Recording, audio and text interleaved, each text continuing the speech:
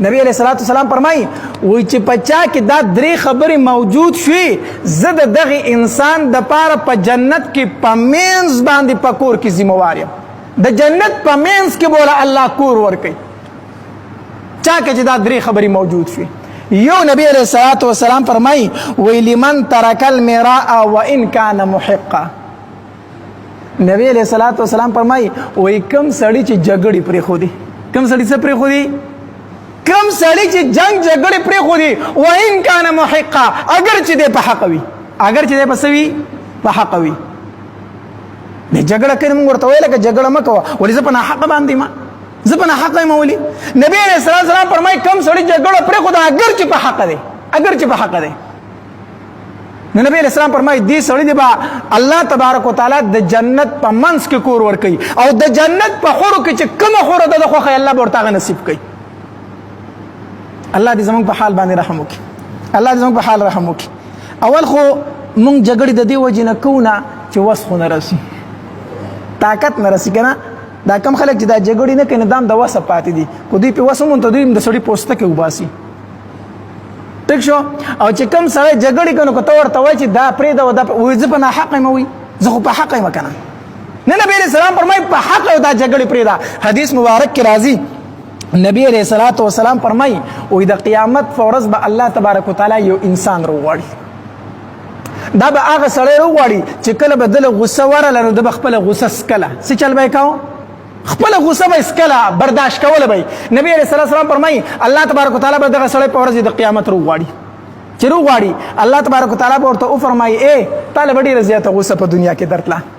ډیره غصه به درتله خو هغه غصې باندې به برداشت کو هغه به نافذ کول نه اگر چې ته دا په نافذ کول باندې قادر وي اگر چې طاقت تر سره لاس ته چلولې شو خو بیا به دې بدل ناغستو هغه غصه به دې سکړه سړه کړه الله تبارک وتعالى وو فرمایي تا زما د وجنه غصه سکلا تا زما د وجنه په غصه باندې برداشت کو ز زیات غیرتی مستانه زم پتا باندې نن ډیر زیات غصه ما خپل غصه ختم کړو ز جنت ته تا په دنیا کې غصه رااله تا به سړه کړه زم نن پتا باندې ډیر غصه ما چې جهنم ته به ورزوم خوستان ډیر غیرتی ما تا په ما غیرت کوونن ز په تا غیرت کوم ز جنت ته نو نبی علیہ الصلوۃ والسلام فرمایي لمن ترک المراء وان كان محقا یو سړی په حق باندې هم جګړه پری دي نبی علیہ السلام فرمایي الله به ورته د جنت په منځ کې کور ورکوي یو دیم نبی علیہ الصلوۃ والسلام فرمایي لمن ترک الكذب وان كان مازحا نبی علیہ السلام فرمایي وای د جنت په منځ کې د کور ذمہوار یم هغه سړی لره چې هغه دروغ پری خودل وان كان مازحا اگر چې پټوکو کې وي اگر چې وسه کې وي الله دې زموږ په حال رحم وکړي زموږ تو کې سوي غول غپاړ یو ځای کوا او سګړې وړې وایا دروغ را یو ځای کوا خلک خندوا بس دا لوی مزاکی سړی دی لکه داسې شي مزاکی دی غول خوري دروغ وایي ځانم ګناهګاري ځانم غر کوي تام غر کوي نبی رسول الله فرمایي یو سړی دروغ پرې خودل وین کان مازحا اگر چې په ټوکو ټکالو کې زمونږ د خلکو دا بد مصیبت دی کنه دروغ به درته ووایي نو چې کله تا راګیر کوی لکه ته خو ماته دروغ ویلي دی وایي مړه ګپ مې لګو سړی ته به ګپ هم نه پوهېږي ګپ مې لګو ګپ یې نه لګو ښه رښتیا خبره یې کوله خو چې ګیر شو نو اوس وایي ګپ مې لګو څه مې لګو ګپ مې لګو ګپ څه شی دی لکه ګپ دی ته وایي دروغ وایه نو نبی علیہ الصلوۃ والسلام فرمایي وای د هغه سړي د پاره زه د جنت په منځ کې په کور ذمہوار یم چې هغه په ټوکو کې څه نه وایي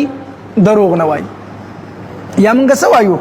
سړی سره به دوکه وکړو دروغ به ووایو هغه غریب به ساده سړی په دروغو کې به خوا دې خوا کړو چې دې خوا شي که نه نو برید ته وکړي لکه څنګه سیاست مې ورسره وکړو څنګه سیاست مې ورسره وکړو لا فخر په ګناه جدا کوي څنګه سیاست مې ورسره وکړو سیاست دې ونکړو ځان دې غرق کو او دریم نبی علیہ الصلوۃ والسلام فرمایي وای زه د جنت د بنگلې ذمہوار یم خاص په منځ کې بولا الله اوچته بنگله ورکوي کم کس لا لمن حسن خلقه د چا چې اخلاق خیسته وي د چا چې څه خیسته وي اخلاق خیسته وي اخلاق ای تاسو ته وایم دا خیسته اخلاق داسې شی دی کنه حدیث مبارک کې راځي وای د قیامت په ورځ په میدان محشر کې د خیسته او اخلاق من وزنی بل عمل بنوي خیسته اخلاق چې څومره وزن لري کنه پتله کې وای داسې بل عمل به دومره وزن ونه لري اخلاق خیسته که د هر چا سره خندرو راځه تکبر مکوا د انسان بس تکبری د انسان بسلوی د انسان بسلوی څه تکبر وي سب ته اوچت کېږي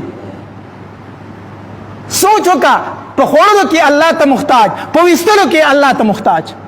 په هر کار کې الله ته محتاج نو متا کې تکبر د کم طرف راغی